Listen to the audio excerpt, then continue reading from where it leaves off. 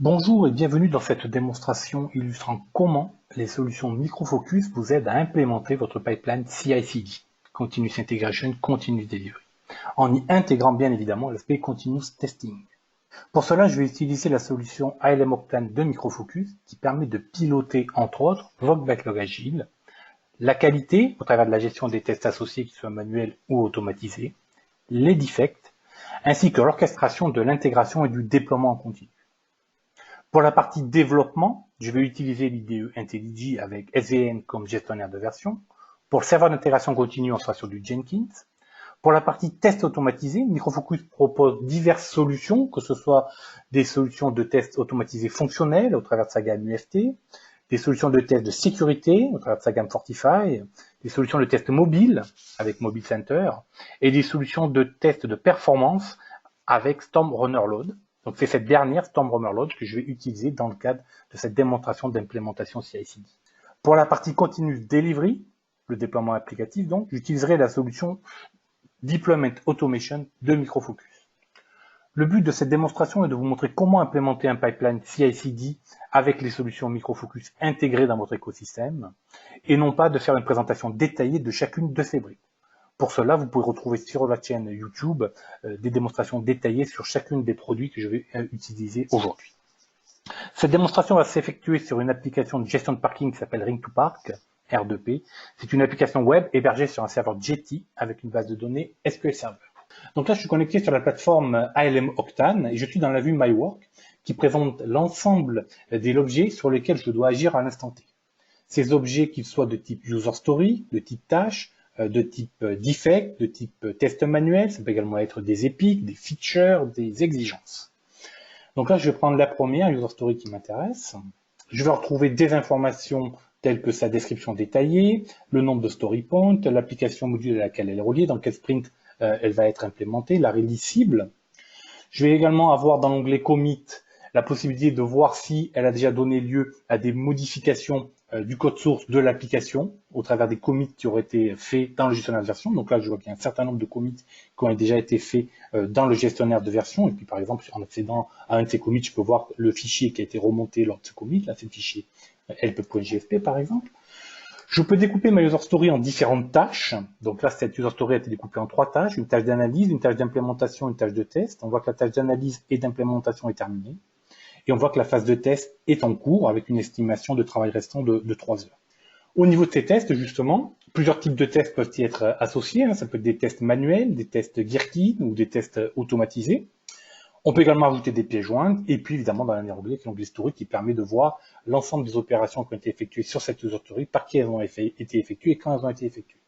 Si je reviens au niveau du test, je vois qu'il y a un test manuel qui a déjà été défini, donc je vais l'ouvrir. Et au niveau de ce test manuel, je vais regarder les différentes étapes, les différents steps qui ont été décrits pour la bonne exécution de ce test manuel.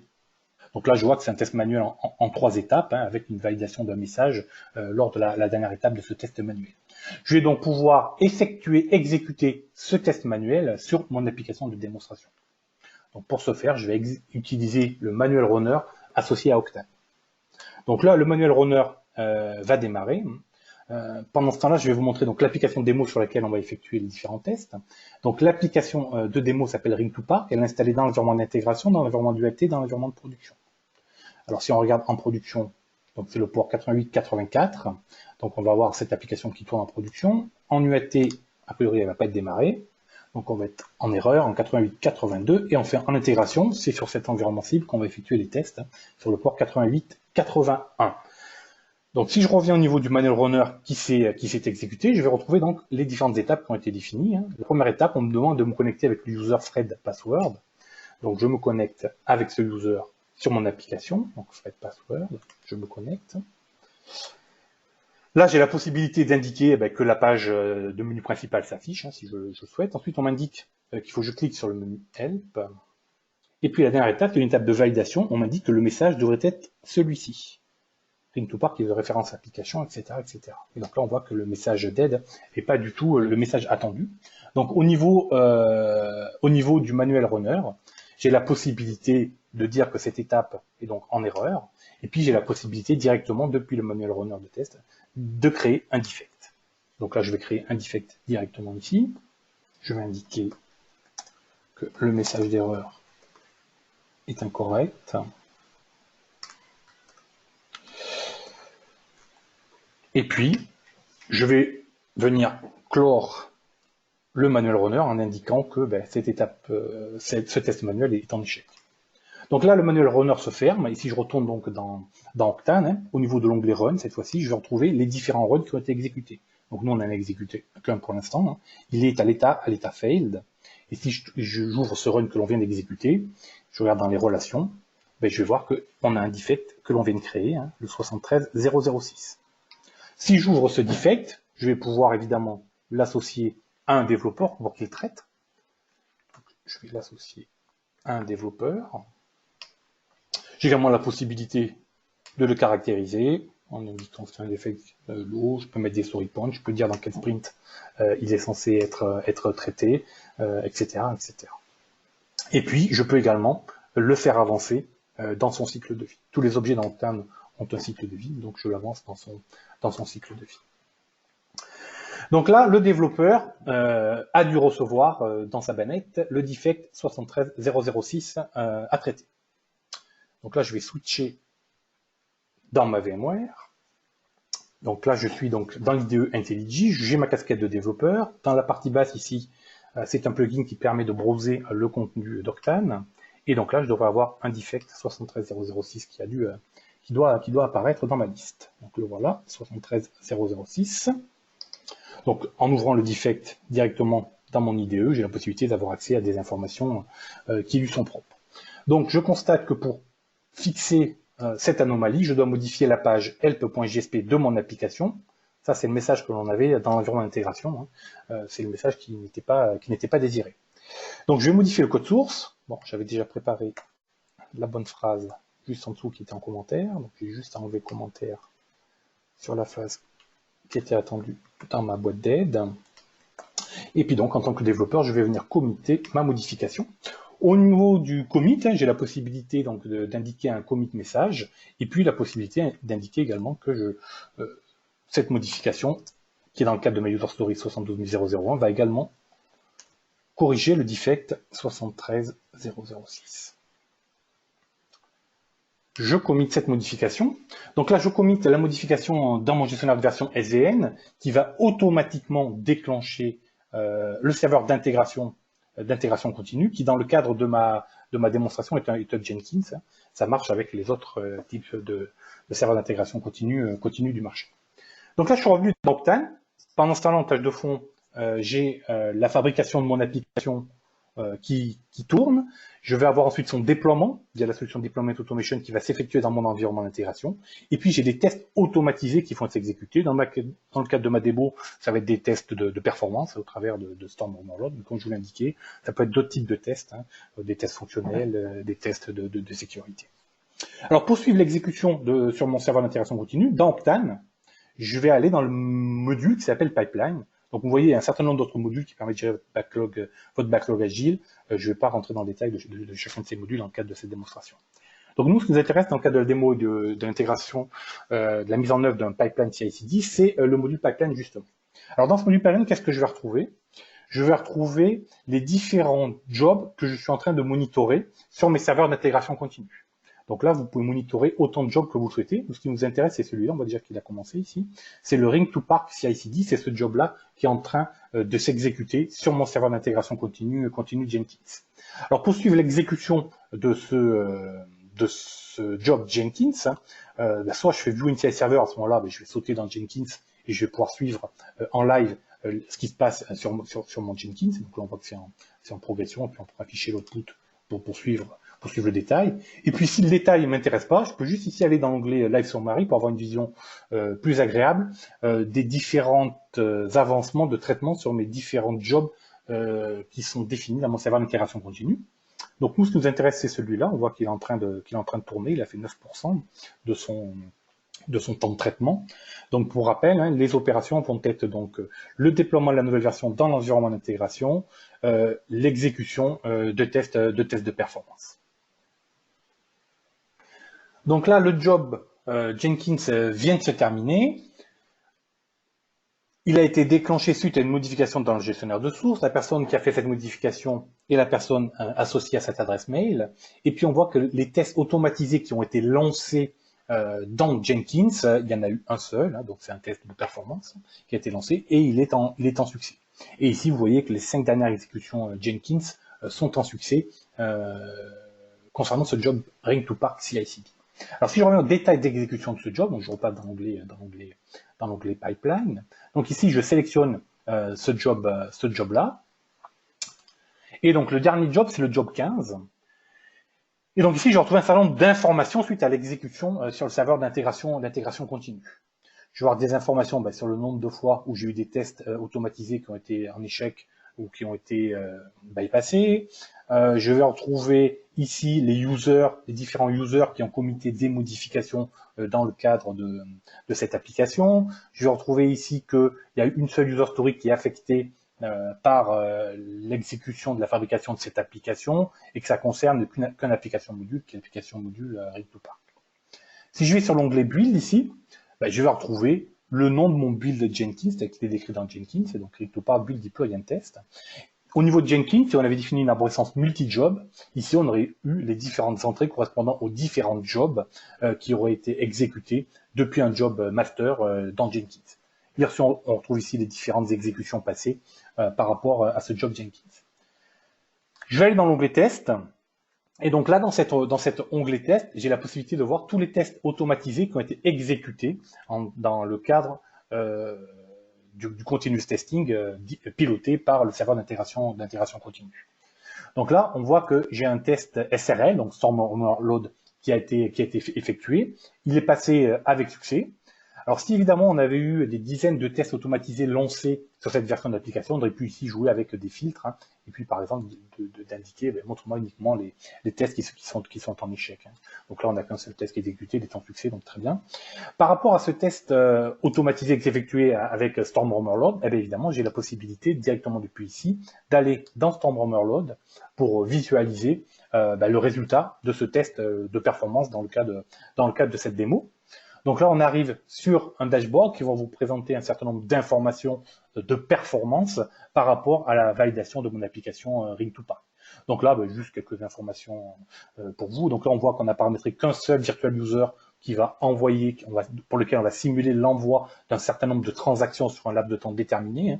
Donc là, on a paramétré qu'on va exécuter une centaine d'appels à la home page sur un laps de temps d'une minute à peu près. Donc on voit qu'il n'y a pas d'erreur. Hein. On voit le débit associé à l'affichage de la page d'accueil. Et puis on peut également paramétrer, si on souhaite, ces différents écrans, par exemple, pour avoir le temps de réponse d'une transaction particulière.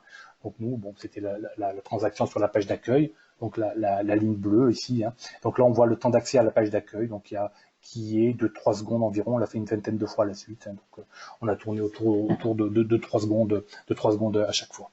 Donc là, ça vous permet, depuis directement Octane, d'aller voir le résultat de vos tests automatisés, quel que soit le type de solution de test automatisé Microfocus que vous avez utilisé.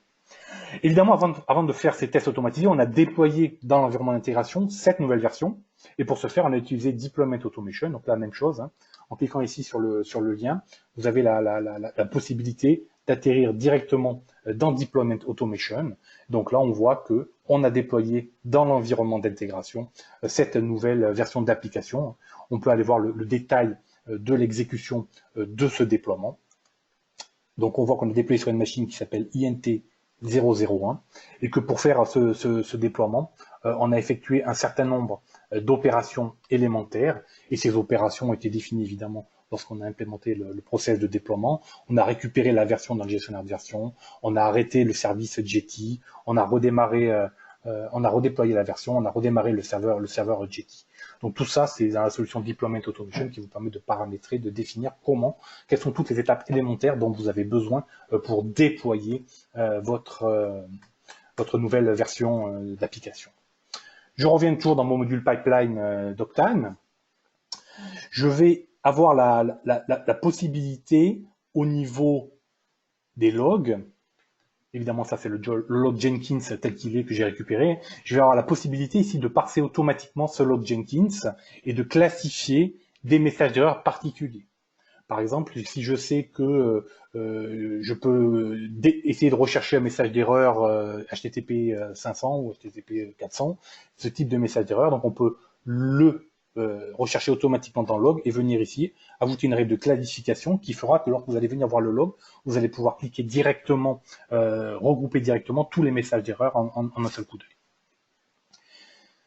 Alors si je reviens par rapport à ce qui a été commité par mon développeur, ah ben, je vois que le développeur qui a fait cette modification, donc c'est cet utilisateur-là, et cet utilisateur-là, qu'est-ce qu'il a fait?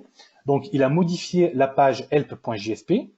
Donc là, j'ai la possibilité ici d'aller directement dans le gestionnaire de version SVN pour regarder le code source qui a été modifié. Et puis également, j'ai la possibilité depuis Octane d'avoir également le différentiel. Donc il va comparer ce qu'a fait mon développeur avec la version précédente. Et donc là, on voit que c'est bien les deux lignes que l'on a modifiées. Donc là, directement, depuis Octane, on a la possibilité de voir ça. Et puis, évidemment, dans le cadre de ce commit, le commit numéro 15 de Jenkins, on voit qu'on a implémenté la user story 72001 et puis qu'on a travaillé sur le defect 73006. Alors, si maintenant je vais dans ma user story, si je vais revenir dans l'onglet commit, comme je vous l'ai présenté tout à l'heure, donc on va voir ici que je viens de faire un nouveau commit, le commit 64, c'est le dernier qui a été fait. Il a corrigé un defect et puis il a implémenté la user story. Alors évidemment, là, si je voudrais continuer ma logique, il faudrait que j'exécute le manuel runner, que je repasse tous mes tests et que je valide la nouvelle version de l'application. Donc là, pour ce faire, je vais pas exécuter le manuel runner, je vais juste aller sur mon application Ready2Park pour vérifier que dans mon environnement d'intégration, là, le 88-81, on a bien la nouvelle version de mon application qui est à disposition. Donc je me connecte, je vais sur ma page d'aide, et puis là donc on voit bien le nouveau message d'aide qui a été déployé dans mon environnement d'intégration par la solution Deployment Automation. Donc là dans Octane, on pourrait faire avancer le defect à l'état résolu et passer les différentes tâches qui composent ma user story à l'état completed. Comme je vous l'ai dit, il y avait plusieurs environnements. Donc le premier c'est l'environnement d'intégration. On a utilisé Deployment Automation pour déployer dans cet environnement d'intégration. Et donc maintenant, Deployment Automation est pré-paramétré pour déployer automatiquement dans l'environnement d'UAT, qui est le prochain environnement à recevoir cette nouvelle version d'application qui aurait été validée par les développeurs dans mon environnement d'intégration. Donc pour ce faire, ici, dans Deployment Automation, on a défini ce qu'on appelle une gate. Ça va nécessiter à une personne ça va donner à une personne en fait la capacité d'indiquer si on souhaite pousser dans l'environnement d'UAT cette nouvelle version d'application ou si on souhaite arrêter là en constatant que ce qu'on vient de déployer dans l'environnement d'intégration est incorrect. Donc là au niveau de Deployment Automation, j'autorise le déploiement en UAT dans l'environnement donc suivant. Et donc à ce moment-là, le déploiement va se lancer dans l'environnement suivant. Donc ça, Deployment Automation, ça vous permet de gérer vos déploiements applicatifs, tout type d'application. Donc ça peut être du déploiement en serveur physique, serveur virtuel, du déploiement dans le cloud, du déploiement de conteneurs. Donc là, on voit que c'est en déploiement dans l'environnement suivant qui était donc l'environnement d'UAT et un certain nombre d'étapes qui sont en cours.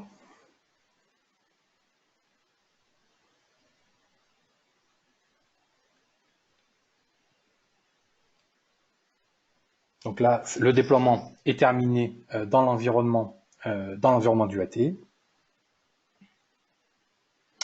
Et donc maintenant, si on revient au niveau de mon application Ready2Park, au début de la démonstration, vous vous rappelez que l'environnement d'UAT était vide. Donc là, on va regarder ce qu'il a déployé dans l'environnement d'UAT.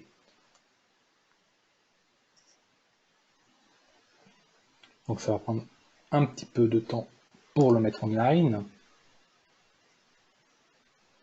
Ça y est, il est monté. Donc là, je suis sur l'environnement d'UAT 88-82.